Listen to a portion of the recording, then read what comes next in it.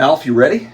What's going on, Collectibles friends? Back again. It is another Collectibles videos. We're going to hit video games today. This is going to be a really fun one. We had a massive Castlevania story.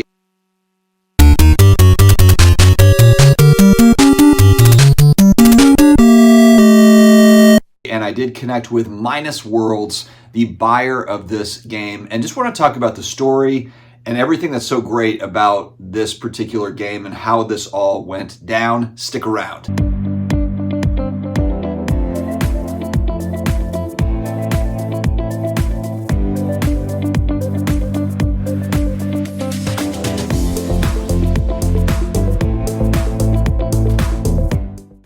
All right, hope everybody is having an amazing weekend. I think that it's funny. You have a lot of video game YouTubers, collectors of video games, or just people that love to just talk about the collecting of video games. And there was a really big, cool story that came out over this past week, and it was Minus Worlds. So he is on IG as Minus_Worlds. He's a long time collector of video games and has owned some of the more rare games, that have ever been unearthed. One of them, after he was searching for 23 years, found a first edition hang tab version of the original Castlevania game. It popped up on eBay. I remember seeing this because I'm in some of these different Facebook groups, and it popped up as, is this real? You know, like, and why is this on eBay? It was just kind of like an interesting thing. There's also a copy that came from the same estate sale of Kid Icarus. Now, this isn't the copy, this is a CIB copy, Kid Icarus, but another sealed copy, rare Kid Icarus game that popped out of the same estate sale that was, I believe, also sold on eBay. And really the person selling said, hey, I don't know anything about graded games or kind of old Nintendo games and that sort of thing, so I'm just selling them as is. I don't know if that'll stay that way. But anyway, Minus Worlds was able to pick up this first edition of Castlevania, a game that if I go back in time, this is an incredibly important game. When you go back, for guys like me, 80s, 90s nostalgia, the NES really exemplifies, is that the right word? Really personifies everything that we did. I probably spent more time playing my NES than I did talking with my own parents. Actually, I know that's probably the truth.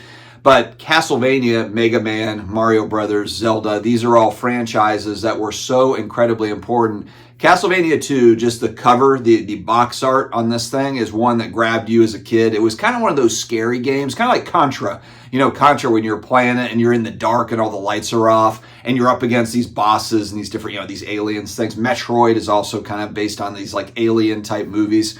And so this was kind of part of the scary games. I remember playing actually the second one, Simon's Quest, with my buddy Matt, and it would be the same sort of thing. We turn off all the lights and we had, you know, you got the music of the game on. And when you're 8, 9, 10 years old, you know, it's a fun time. But this is how we spent Fridays and Saturday nights with Little Caesars Pizza, Surge, and, you know, Castlevania or whatever your game is. So this one really spoke to me, this sale in particular, as I kind of learned more about it. So Minus Worlds, I reached out to him. We connected a little bit on IG because I wanted to learn a little bit more. He had been looking for this game for 23 years. It was the first game that his mom ever bought him. I can relate to this as well because I used to have to just rent games. We had the Video 98 that was down the road. Look, you know, even back going to the late 80s, early 90s, games were still fairly expensive to buy them new. I mean, maybe 25, 30, 35 when they're brand new, $39.99 for certain games. This is in 1990 is a lot.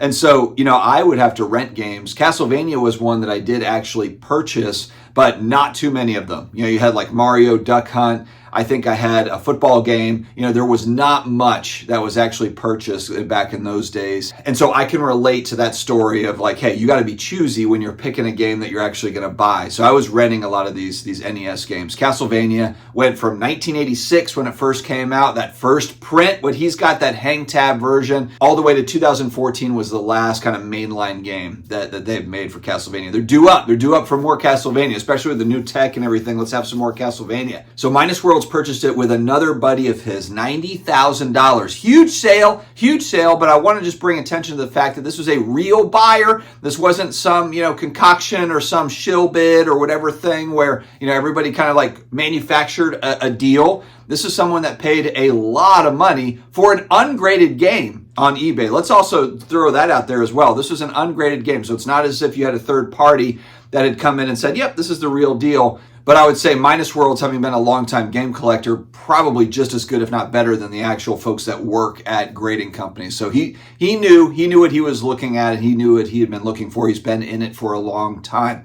But again, no coverage of this really, not much. I saw a good video. Greg, the gaming YouTuber, did a great video on this. But outside of that, it's just like, oh, ho-hum, kind of just... But this doesn't fit our narrative. This doesn't fit the narrative of, people actually spending money on historical games, for the actual purpose of the joy of ownership of this particular thing. And I think that is wildly understated. The joy of, in collectibles as a whole, but we'll use, this game is a perfect example of it. Someone that's been hunting for a particular game, looking for that item for a very, very long period of time, actually being able to obtaining it, and then the joy of ownership of that thing, knowing that you have a very rare item and something that you've been looking for.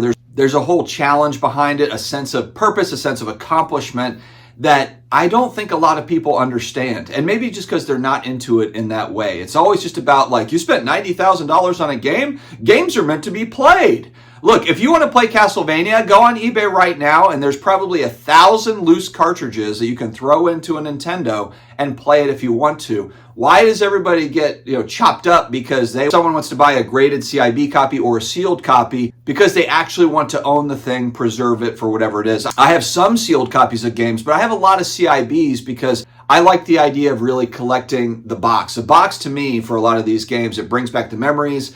You think about seeing it at Toys R Us or Kmart or wherever you were to buy your game, KB Toys, and it just brings you back when you see the box. The cartridge, sort of, but when I see the whole thing there, it just brings me back. And I look at box art, I look at the boxes for those old games as artwork. And I think actually over time, in the same way that a lot of collectibles, if you look at old time baseball cards, you look at the 50s baseball cards are a great example. They're not photos that are being used, they're actual portraits done by artists.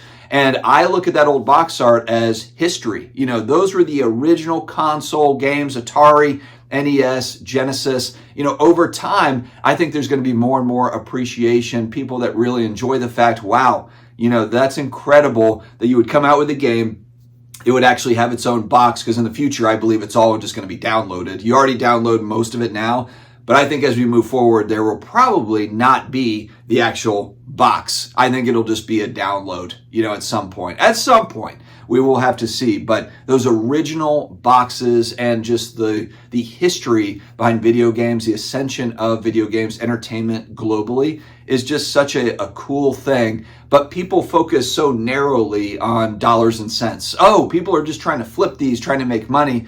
This is a perfect example of a couple of guys that bought a game. They did say that, end game is they probably do end up selling it off to another collector down the road. And that's perfectly okay. And that should be okay. I'll never really understand the idea of someone buying something that they've really wanted, enjoying it, holding it, and then down the road, maybe they do sell it for a higher amount than they bought it for. Why is this so nuts? So I don't know, I wish there was a little bit more balance in the social media coverage when it comes to not just graded games. This game was bought ungraded. This was an ungraded game that was purchased, whether it's graded or ungraded, but this particular holy grail of games, this should be celebrated. And instead, it's crickets from all of the people that have something to say about graded video games. It's absolute crickets. Everyone's they're very quick to jump on and get upset. But man, when there's actually a cool story like this, there is not much to be said about it. To me, that's really just too bad. All right, friends, stay healthy, stay awesome, keep on chasing those grails out there that you've been looking for, and I will talk to you again later.